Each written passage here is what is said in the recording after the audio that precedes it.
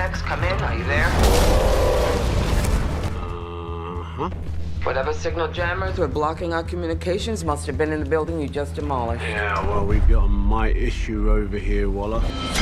Going into like the theories, and we were talking about the pocket dimension and all that, I am curious. We know that parts of the old DCEU are going to be in the new DCU. Now, I'm not trying to get too nerdy about it or like super meta or anything.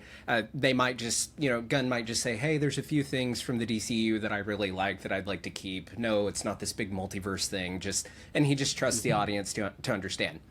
However, do you guys think there's any possibility, and I talk about this a little bit in the What's Next video that I'm doing for Screen Crush, do you think there's any chance that with the pocket dimensions and Lex going into Amanda Waller's prison, is it possible that she has these pocket dimension doors and she's going to like other universes? Like she's the same one from the DCEU, here she is over in the DCU, and she's traveling around this entire DC multiverse, trying to get control of everything. Very in character for her. Lee, what do you think about that? Am I off base? As much as I think that is a fun thing that Amanda Waller could do, I feel like,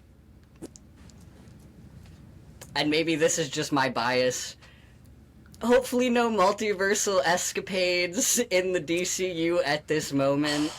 This moment? I get, yeah. I mean, because Crisis on Infinite Earths, like, I feel like if it is a thing that happens, you know what I mean? So I feel like we give it time, your 7 to 8 year plan, but who knows? I feel like James Gunn has been very vague about how that transferring from DCEU to DCU with those characters works, other than just like they're there, that's it. So it definitely could be some multiversal thing like that. But in my heart of hearts... But it doesn't have to be like this huge thing like, oh, I come from a universe that's called... It doesn't have to be that. Just have her like say in passing, do you know how many universes and like we can just kind of know like, yeah, I see what you're doing there. Garrett, what do you think? Am I crazy? I think it's sick. I love what your mind's doing, and I love that your heart's in it. Because I agree that it's like a really delicious, cool concept. Amanda Waller being like this interdimensional cherry-picking traveler who just goes like, well, it is very funny and meta to be like, I mean, because James Gunn is basically like the Loki sitting in the story throne right now, right? So it is really interesting, the idea of a meta thing of just like, oh, we're going to go ahead and take, Peacemaker, but we're going to leave Shazam. He's going to be in this thing. I don't know. I think you're kind of doing not to go into another...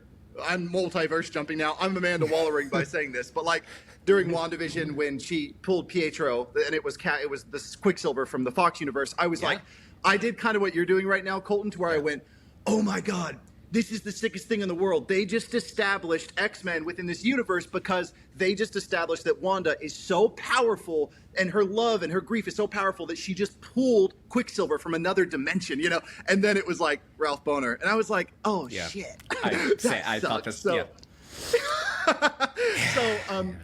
and maybe it's Stockholm Syndrome. I've come to love it. But yeah, I think you're kind of doing that to where you're like, wouldn't this be cool? Because it would be cool because I do want to see Amanda Waller being like this boss. And did you know that Angela Bassett was going to play her at one point? Huh. Really? That'd be great. Great. Which I think is so sick. That would have been like very good. Not that the current casting isn't great, but still. I love that Gunn is not feeling the need to just do away, like, okay, Margot Robbie's Harley Quinn. I think she's great. I love that he's not feeling the need to be like, oh, well, we can't use this character because they already played them.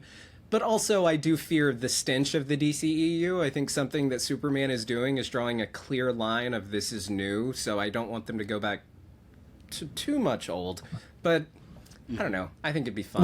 What do you think they could maintain? What do you want from the DCEU in the new universe? Because I think that's a valid answer to be like, no, I really want this or that. But what do you want? I don't want necessarily like anything. Like if James Gunn came out and said we're starting completely fresh, I'd be like, you know what, God bless. Like I understand why you feel the need to do that. I am glad that I think probably just his stuff. Like the Suicide Squad characters, like King Shark, that rendition of the character, Harley Quinn was in that. Peacemaker, of course. I think all of them should be there. Aquaman, no, because he's going to be Lobo.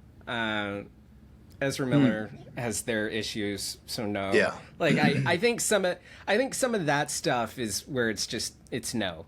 But Henry Cavill as Kingdom Come Superman in like 10 years. I'm just saying, I think like as this dark, vengeful, retired Superman coming back in and like roughing up this new guy. I don't know. I think that'd be pretty You know cool. what's really funny is I've seen you yap about this stuff so much, Colton, that there are certain things that exist in my head that I don't know if the inception of them is you. That I'm like, wait, is that something from a video that I saw you say or one of your friends? But have you heard the theory that like, I don't think it was you, it was on a podcast or something that some guy was like, hear me out, don't attack me when I say this, but the perfect casting for the DC, the new Batman is Henry Cavill.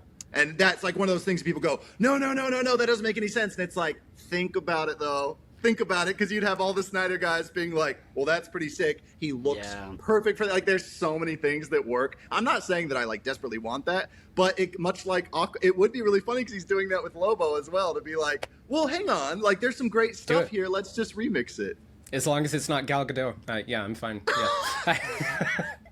The top letterbox Damien, review no! That's the top letterboxed review. It's call me Gal Gadot the way this movie makes me not able to act or something like that. It's like this movie has me unable to act. So Enough good. champagne to feel the Nile. I would gal. I'd love Cavill. Nothing will rob that first Wonder Woman movie from us, though. No matter where things went, I was thinking about that last night. How stellar it is. I mean, it's really, really, really good. And it's like I don't really know what happened, but good God, is it nice?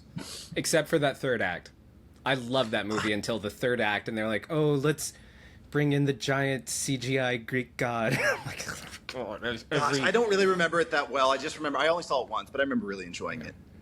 Yeah, it's a great movie. I remember as well when Man of Steel came out, and I was like, hey, that was pretty good. Then Batman v Superman came out, and I was like, oh, Jesus Christ. Like, and then Suicide Squad, I was like, oh, Jesus Christ. And then Wonder Woman came out, I was like, okay, we're back in. Okay.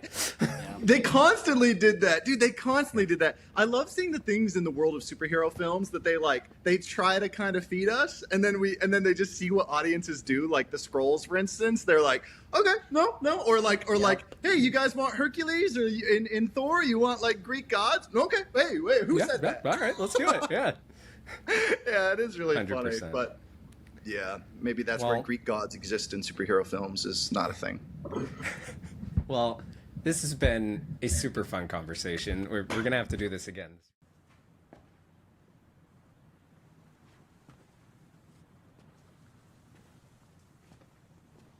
You're still here. It's over. Go home.